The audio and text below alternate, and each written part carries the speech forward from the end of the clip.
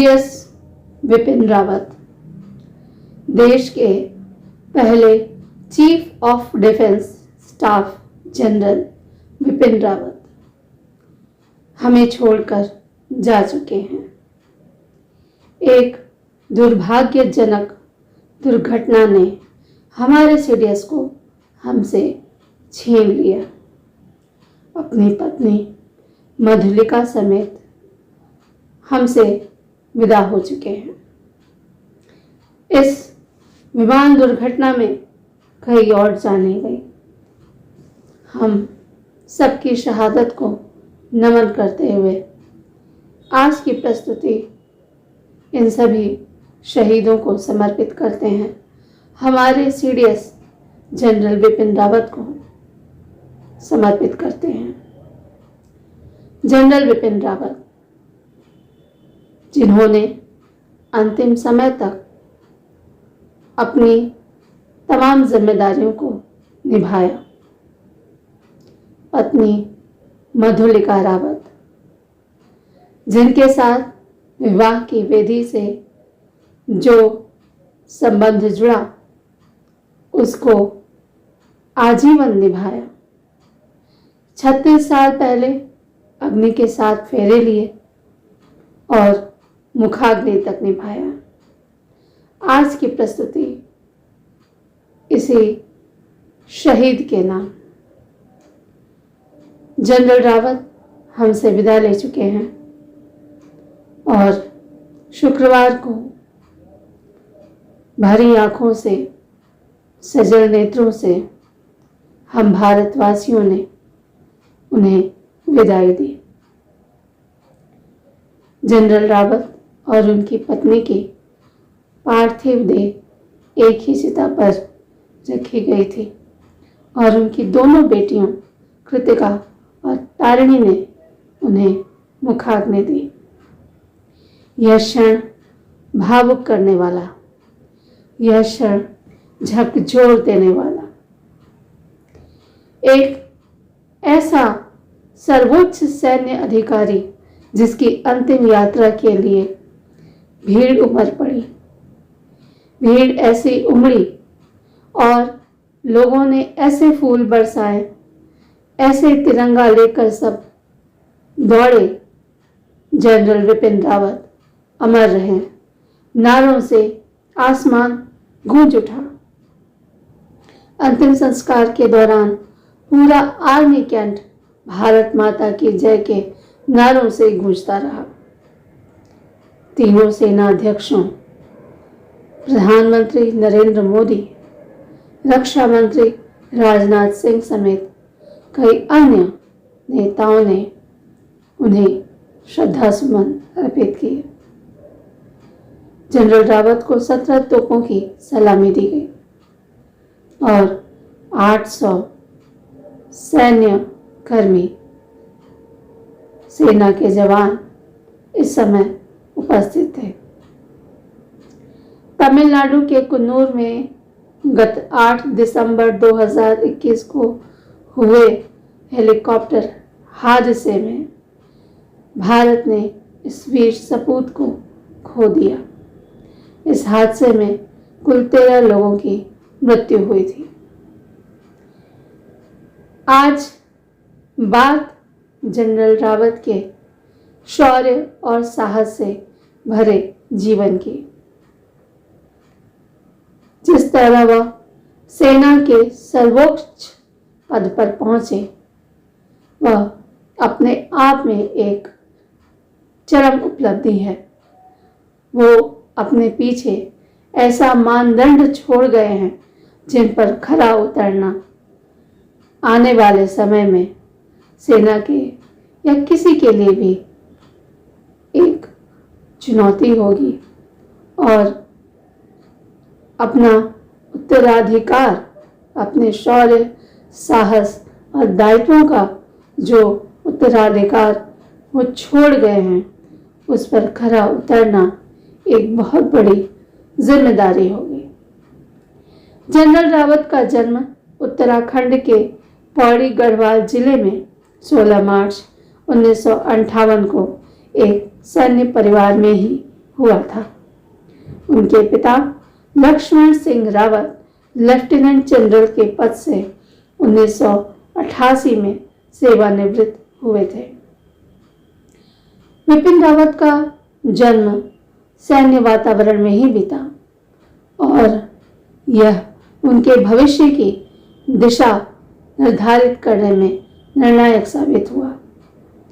उनकी शुरुआती पढ़ाई कैम्ब्रिज हाई स्कूल देहरादून और सेंट एडवर्ड स्कूल शिमला में हुई। जनरल विपिन रावत में एक योद्धा का जुनून ही नहीं था, उनमें पढ़ने की ललक भी कूट कूट कर भरी हुई थी। सैन्य जीवन में तमाम दायित्वों के बीच वे कुछ न कुछ करते ही रहे, कोई ना कोई कोर्स या कोई ना कोई डिग्री।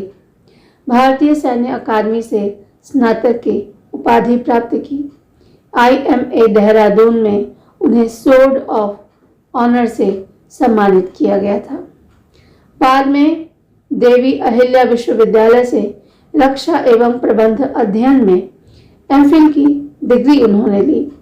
इसके बाद मद्रास विश्वविद्यालय से स्ट्रेटेजिक एंड डिफेंस स्टडीज में MPhil किया और आखिरकार 2011 में चौधरी चरण सिंह विश्वविद्यालय में सैन्य मीडिया अध्ययन किया। उन्होंने अपनी PhD भी पूरी कर ली। सेना में रहते हुए उच्च शिक्षा के लिए अमेरिका गए। वहां उन्होंने डिफेंस सर्विस स्टाफ कॉलेज से डिग्री ली और फोर्ट लिक्सवर्थ में हायर कमांड कोर्स भी किया। विपिन रावत को 16 दिसंबर 1978 को सेना की 11वीं गोरखा राइफल्स की 5वीं बटालियन में कमीशन मिला। उनकी पहली पोस्टिंग मिजोरम में हुई और वहीं उन्होंने इस बटालियन का नेतृत्व भी किया। वो सेना में शुरू से ही अपने जोश, बुद्धि और सैन्य कौशल के लिए अधिकारियों की दृष्टि में रहे और उन्हें जो भी दायित्व सौंपा गया पूरी निष्ठा और सफलता के साथ उन्होंने निभाया। सेना में रहते हुए विपिन रावत ने शुरू से ही बड़े और अहम अभियानों में हिस्सा लिया। युद्धों के अलावा देश और विदेश में अशांत क्षेत्रों के सैन्य अभियानों की जिम्मेदारी ली। उनकी सक्रिय भागीदारी रही और इससे शीर्ष पदों पर आने के बावजूद युद्ध की रक्षात्मक और आक्रामक नीतियां बनाने में उनको मदद मिली। रावत ने दक्षिणी कमान के कमांडर और सह सेनाध्यक्ष का पदभार भी संभाला था। उन्हें कांगो में मल्टीनेशनल ब्रिगेड की कमान के साथ साथ UN मिशन में सेक्रेटरी जनरल और फोर्स कमांडर जैसी महत्वपूर्ण जिम्मेदारियां दी गईं। रावत को लिखने का भी शौक था और राष्ट्रीय सुरक्षा पर लिखे गए उनके अनेकों लेख दुनिया भर के सैन्य जर्नल्स में प्रकाशित हुए। विपिन रावत के पास युद्ध का गहन अनुभव था। जनरल रावत के पास पूर्वी सेक्टर में वास्तविक नियंत्रण रेखा, कश्मीर घाटी, पाकिस्तान के साथ लगी नियंत्रण रेखा और पूर्वोत्तर में काम करने का अच्छा खासा अनुभव था। उन्होंने 1999 में कारगिल युद्ध में भी भाग लिया और अहम मोर्चों पर विजय हासिल करने में सेना की मदद की। इसी युद्ध में सरकार को सैन्य अभियानों की कई खामियों का अंदाजा लगा और बाद में पता चला कि सेना के तीनों अंगों के बीच सामंजस्य की कमी है। तभी से तीनों सेनाओं के लिए एक चीफ ऑफ डिफेंस स्टाफ यानी CDS नियुक्त करने की प्रक्रिया तेज हो गई। रावत ने LOC के पार और पूर्वोत्तर में कई आतंकी ठिकानों पर हमले वाले सैन्य अभियानों की देखरेख की थी। दिसंबर 2016 में जनरल रावत देश के 27वें थल सेना प्रमुख बने।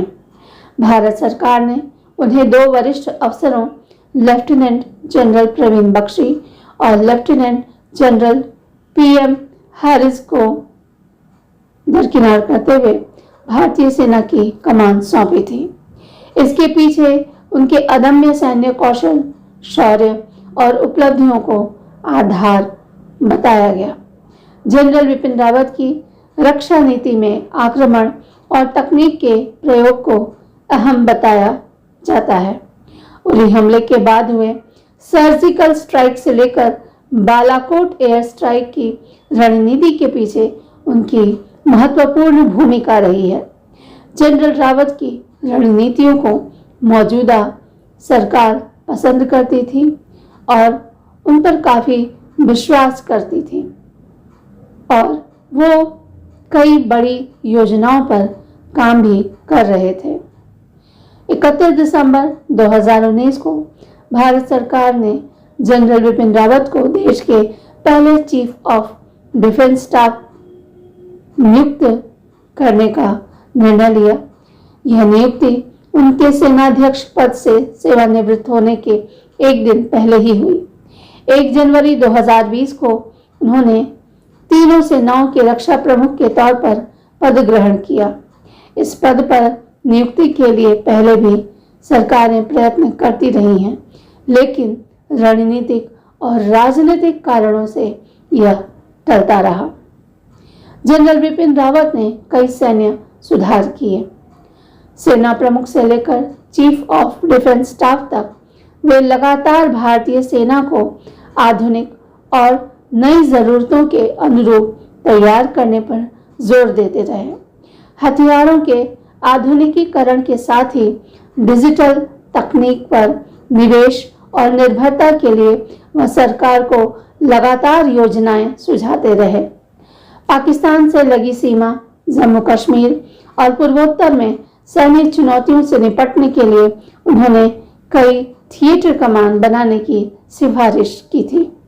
वह सेनाओं को भविष्य में स्पेस वॉर के लिए भी सक्षम बनाने की बात करते थे।